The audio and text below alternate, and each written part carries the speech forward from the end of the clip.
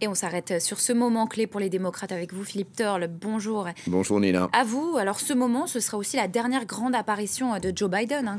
À quoi faut-il s'attendre? Oui, deux personnages qui vont marquer le coup ce soir. D'abord, c'est la femme de Joe Biden qui va parler. Et ensuite, c'est le président lui-même qui prendra la parole. Et il est vrai que quand on rappelle ce qui s'est passé en 2020 lors de la dernière convention démocrate, c'était en plein milieu de l'épidémie de Covid et tout était très petit par rapport à ce qu'on attend aujourd'hui.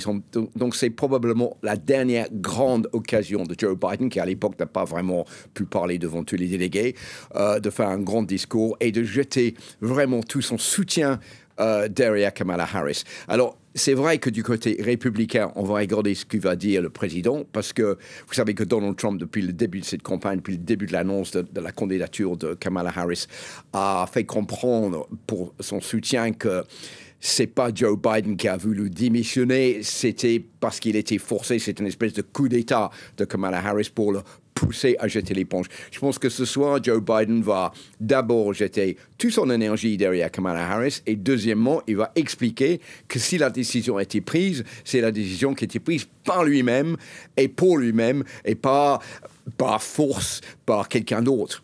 Néanmoins, je pense que Joe Biden est triste de ne pas être le candidat pour la prochaine présidentielle aux États-Unis. Je pense qu'il a été convaincu de partir parce qu'il a vu les sondages. C'est ce qui est écrit dans le New York Times en ce moment. Mais c'est une décision qui était clairement réfléchie avant qu'il décide de jeter l'éponge. Et je pense qu'il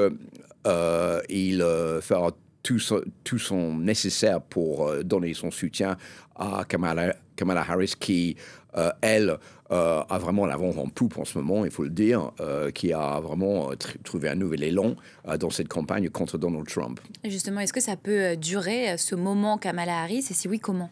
Alors ça, c'est la grande question, nous n'avons pas la réponse. Alors, il y a plusieurs problèmes dont Kamala Harris doit faire face. Le premier, c'est que quand on regarde le nombre de propositions politiques qui ont été faites, par exemple par Hillary Clinton en 2016, et on avait 200. Par Joe Biden en 2020, il y avait 110. Aujourd'hui, quand on regarde le site internet de Kamala Harris, il n'y en a aucune. Donc, on ne sait pas du tout ce qu'elle va faire comme politique s'il est élu. On sait qu'elle est intéressée par la loi contre l'avortement pour faire demi-tour là-dessus, pour la santé, pour l'immigration, pour stabiliser les prix.